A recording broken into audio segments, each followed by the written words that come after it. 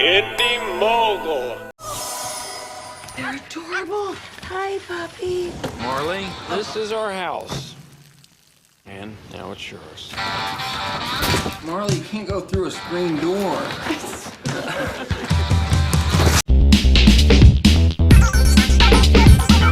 After The Devil Wears Prada, director David Frankel was sitting pretty, able to write his own ticket. So for his follow-up project, he chose Marley and Me. While it might seem like an odd pick, don't underestimate the box office power of the dog. Beverly Hills Chihuahua made almost $100 million in the U.S. alone. And Marley isn't just some bit of fluff cooked up by Hollywood, he's a real dog, whose life was chronicled by his owner, journalist John Grogan. That doggy biography was published in 2005 and quickly became a New York Times bestseller.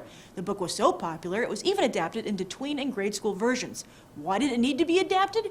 Well, because the original features some sexual content as Marley was adopted by newlyweds. In the film, those newlyweds are played by Owen Wilson and Jennifer Aniston, two actors who sure could use a hit. In fact, Aniston is so eager for a hit, she's been attacking Brangelina in an effort to steal some of her ex's blinding spotlight. Hey Jen, trading sympathy for publicity is a very short-sighted strategy. I grew up in New York City in an apartment, so we couldn't have a dog. So instead, we got a goldfish, and we named it Neptune and put it in a 2.5-gallon tank. 6 years later, the thing needs to be in a 55-gallon tank. That's right, the size of the tank doesn't keep the fish from growing. Got your own crazy pet story? Write it down below. So much of the process of blogging is taking pre-existing pieces of media, like linking to something and then adding your idea on top of it. So I think a lot of stuff that happens in new media sort of comes out of that hip-hop creative process. WePC TV is brought to you by Asus and Intel. You dream it, Asus builds it, Intel inside. What movie did you just see?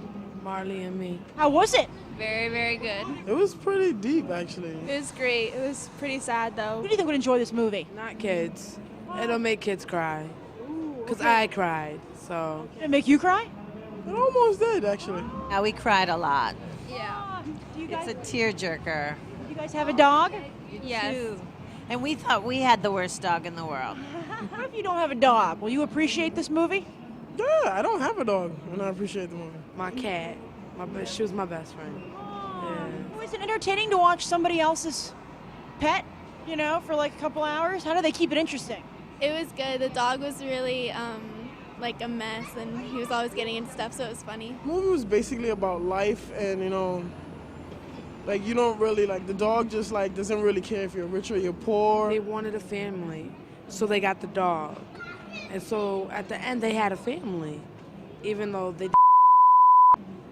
Spoiler alert. Sorry. This is Owen Wilson's first movie since his attempted suicide.